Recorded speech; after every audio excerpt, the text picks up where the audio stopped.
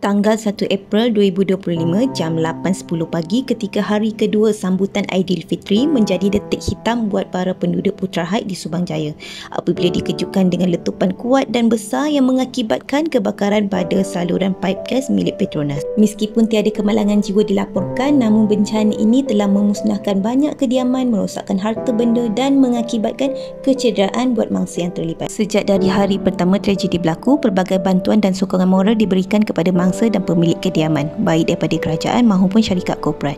Terbaru, Syarikat Perumahan Negara Berhad SPNB dilaporkan akan membina semula 81 kediaman yang musnah sepenuhnya dalam insiden kebakaran dan letupan saluran paip gas di Putra Heights dengan kos dibiayai oleh kerajaan. Ketua Pegawai Eksekutif SPNB Muhammad Jamil Idris berkata, daripada jumlah itu, sejumlah 48 unit membabitkan kediaman di Taman Putra Harmoni, manakala 33 lagi di Kampung Kuala Sungai Baru.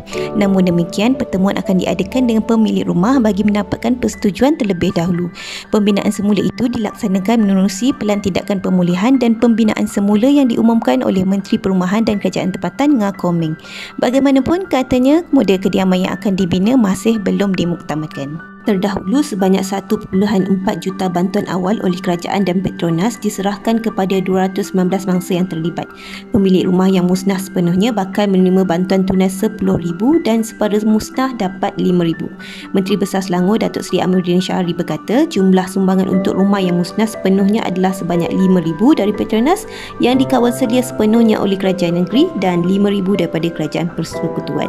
Selain wang tunai, banyak syarikat korporat yang tampil menyalurkan bantuan dan sumbangan dalam pelbagai bentuk bagi mengurangkan beban yang ditanggung oleh mangsa-mangsa yang terlibat. Antaranya, rebat 1 bulan bil air. Pelanggan air Selangor yang terjejas dalam insiden kebakaran saluran paip gas di Putra Heights, Subang Jaya pada 1 April lepas akan dikecualikan bayaran bil air bagi bulan Mac.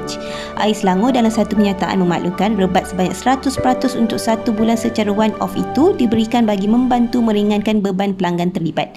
Selain itu, syarikat utility itu juga menyediakan beberapa bantuan lain seperti tidak mengenakan cas bagi penyambungan semula bekalan air untuk rumah yang mengalami gangguan air akibat kebakaran tersebut. Kedua, syarikat korporat sumbang wang tunai RM3,000 kepada 400 keluarga. Menteri Pengangkutan Anthony Loke berkata, Berjaya Corporation Berhad menyumbangkan RM3,000 kepada 300 keluarga, manakala Matrix Concert Holding Berhad yang berpangkalan di Negeri Sembilan menyalurkan jumlah yang sama kepada 100 buah keluarga.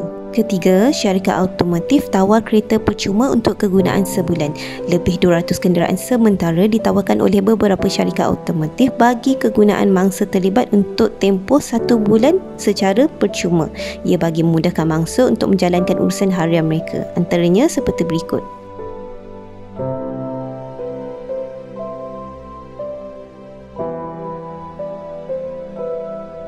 Dan akhir sekali, RM500 voucher pembelian kelengkapan rumah Panasonic. Panasonic Malaysia menawarkan sebanyak 240 e-voucher bernilai RM500 setiap satu bagi membantu mangsa untuk memberi barangan elektrik dan kelengkapan rumah jenama Panasonic.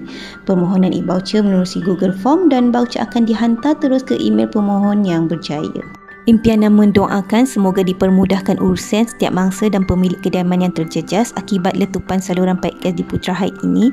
Semoga dengan setiap bantuan yang diberikan dapat meringankan sedikit bebanan dalam menghadapi musibah ini.